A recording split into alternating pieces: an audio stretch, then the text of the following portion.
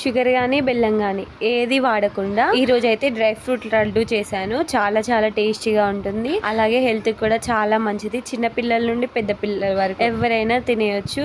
రోజుకొక లడ్డూని తినండి, మీ హెల్త్ చాలా చాలా ఇంప్రూవ్ అవుతుంది. సో ప్రాసెస్ అయితే చూసేద్దాం. ముందైతే ఒక కప్పు బాదం, ఒక కప్పు వాల్నట్స్, ఒక కప్పు జీడిపప్పు, అలాగే నేనైతే ఖర్జూర సీడ్లెస్ తీసుకున్నాను. ఇట్లాంటి 2-3 రకాల ఖర్జూరాలు ఉంటాయి. ఈ ఖర్జూరాన్ని అయితే తీసుకున్నాను. ఆ తర్వాత కొద్దిగా నువ్వులు, కొద్దిగా పల్లీలు, ఒక 3 ఇలాచి, మంచి ఒక కప్పు దాకా నెయ్యి అయితే తీసుకున్నాను.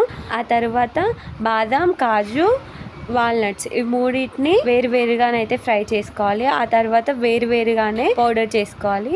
అలాగే పల్లీలు, నువ్వులను కూడా వేయించుకొని పౌడర్ చేసుకొని ఒక బౌల్లో అయితే వేసుకోవాలి. ఆ తర్వాత మన ఖర్జూరా ఉంది కదా, దాన్ని కూడా ఫస్ట్ అయితే నెయ్యిలో వేయించుకొని ఆ తర్వాత ఇట్లా మిక్సీలో వేసి పేస్ట్ లాగానైతే చేసుకోవాలి. ఇట్లా పేస్ట్ చేసుకున్న తర్వాత మనం ముందుగా పౌడర్ చేసుకున్నటువంటి డ్రై నట్స్ పౌడర్లో ఈ పేస్ట్ని వేసుకొని ఈ పౌడర్కి అంతా ఈ పేస్ట్ పట్టేలాగానైతే కలుపుకోవాలి. అప్పుడే లడ్డు అయితే చుట్టడానికి ఈజీగా ఉంటుంది. చూపిస్తున్నాను కదా, ఇట్లా సేమ్ షేప్లో లడ్డూస్ని అయితే ప్రిపేర్ చేసుకోవాలి. ఇట్లా లడ్డు ఎంత బాగా వచ్చిందో చూస్తారా. మనం ఇట్లా దీంట్లో ఎట్లాంటి బెల్లం కానీ షుగర్ కానీ ఏం యాడ్ చేయలేదు, జస్ట్ ఖర్జూరా పేస్ట్తో మాత్రమే చేసాము.